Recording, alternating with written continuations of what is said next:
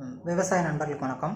இந்த வீடியோவில் நம்ம எதை பற்றி பார்க்க போகிறோம் அப்படின்னா, நம்ம சேனலில் கண்டினியூஸாக பார்த்துட்டு இருக்கவங்களுக்கு தெரியும். இந்த டைமில் இந்த சீசனில் என்ன வீடியோஸ் போடுவோம் அப்படின்னா, அதாவது நான் வந்து இந்த வருடம் 2 வெரைட்டி ஊனியிருந்தேன். என்னென்னா அட்வென்டா 751 லைட் ஒன்று ஊனியிருந்தேன், தானியாவில் 9339 அப்படிங்கிற இந்த 2 வெரைட்டி வந்து பார்த்திங்கன்னா என் வயலில் ஊனியிருந்தேன்.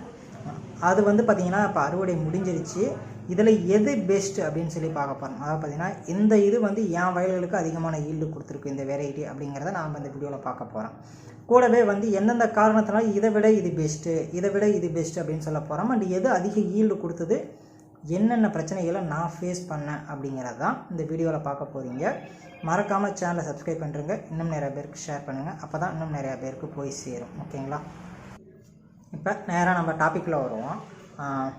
இப்போ ஃபஸ்ட்டு வந்து அட்வென்டா பார்ப்போம். அட்வென்டா 751 லைட்டு, தானியா 9339. அதாவது சோலார் ரெண்டும் வந்து பார்த்திங்கன்னா ஒரே நாளில் தான் ஓடினேன். கொலையின் காரணமாக வந்து பார்த்திங்கன்னா கொஞ்சம் பிரச்சனைகள் வந்துருச்சு. அதனால் ஒரு பாக்கெட்டு மக்காசோளம் வந்து பார்த்திங்கன்னா சேர்த்து ஊன வேண்டிய ஒரு நிலைமை வந்துச்சு. 3 பாக்கெட் ஓடணும். கிட்டத்தட்ட 2.10 ஒரு 24 26 குழி 27 குழி தான் இருக்கும் எங்களுடைய மொத்த லேண்டே. ஓகேங்களா? ஸோ அதுதான் லேண்டு. இப்போ இதில் எவ்வளோ ஈல்டு எடுத்துருக்க முடியும்?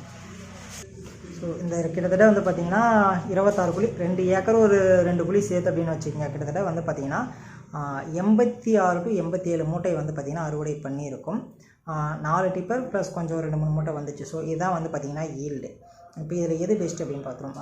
அட்வென்டா 751 லைட் எடுத்த வரைக்கும் ஒரு மிகப்பெரிய கம்ப்ளைண்ட் என்னவா இருந்துச்சு என்னை பொறுத்த வரைக்கும் அப்படின்னா, இந்த அழுகல் நோய் அப்படிங்கிறது ரொம்ப அதிகமாக இருந்துச்சு. பார்த்திங்கன்னா கிட்டத்தட்ட ஒரு 50 நாட்களுக்கு வரைக்கும் தானியா அந்த அட்வென்டா ரெண்டுமே வந்து பார்த்திங்கன்னா ஈக்குவலாக ஒரே மாதிரியே இருந்துச்சு, எந்த பிரச்சனையுமே இல்லாத இருந்துச்சு.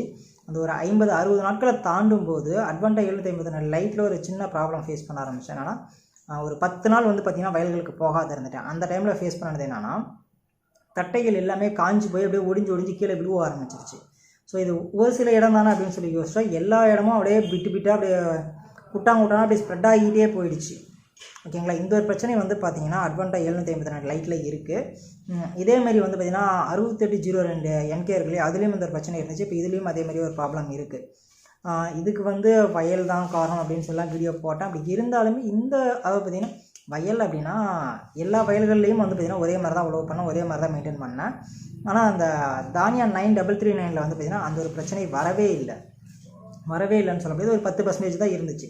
இப்போ அட்வென்டாவில் 100% இருக்குன்னா அதில் வெறும் 10% தான் இருந்துச்சு தானியாவில்.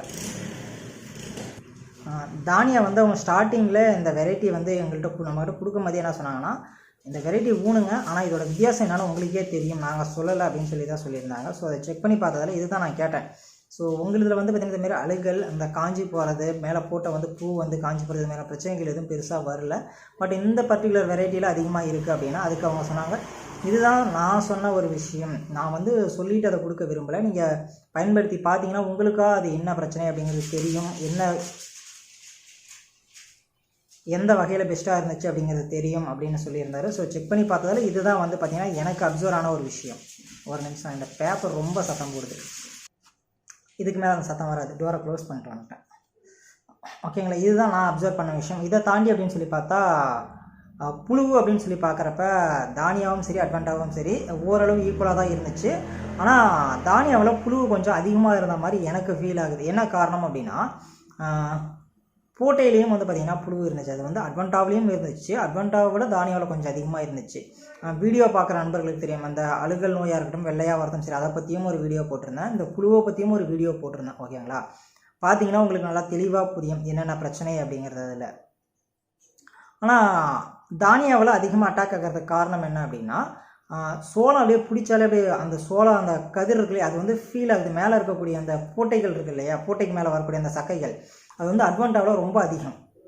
ஆனால் தானியாவில் பார்க்குற போது அந்த சக்கைகள் வந்து பார்த்திங்கன்னா ரொம்ப கம்மியாக இருந்துச்சு. ஸோ மேபி இது ஒரு காரணமாக இருந்திருக்குமோ அப்படிங்கிற ஒரு தாக்கம் இருந்துச்சு. அதனால் கூட புழுவோட தாக்கம் இருந்திருக்கிறதுக்கான வாய்ப்புகள் இருக்குது அப்படிங்கிற ஒரு யோசனை இருந்துச்சு.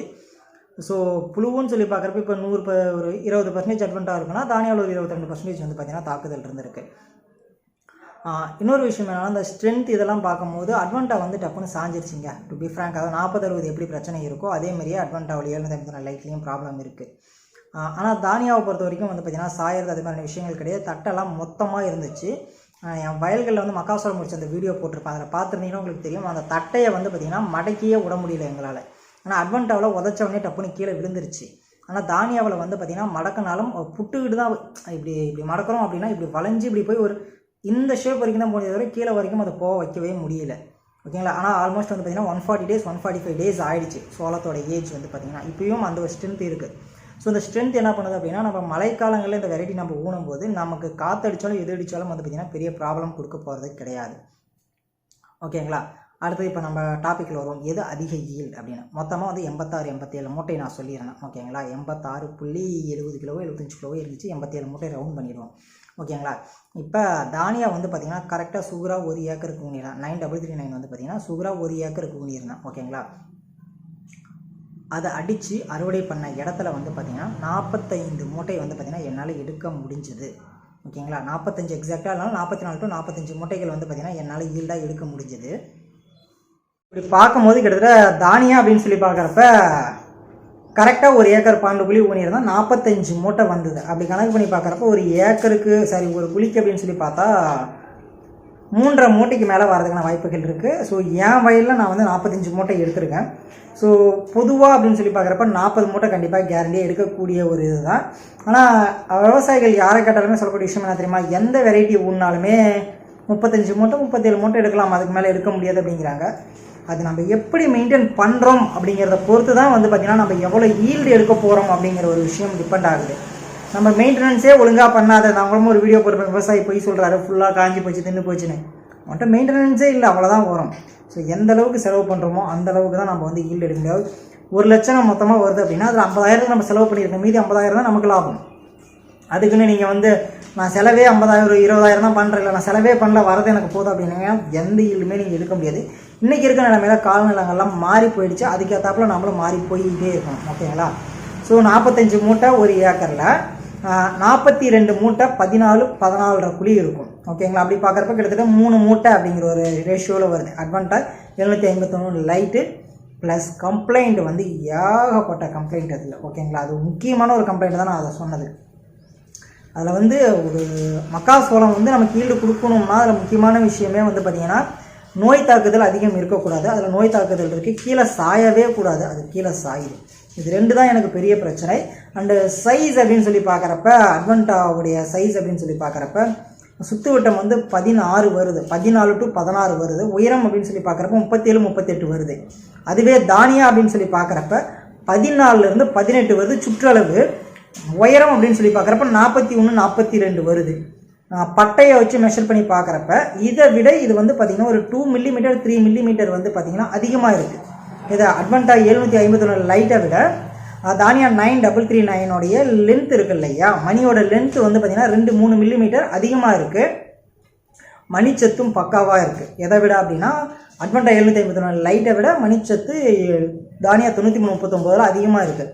சும்மா ஈல்டு நம்ம செக் பண்ணி பார்த்ததுலேயே நமக்கு தெரியுது. ஓகேங்களா.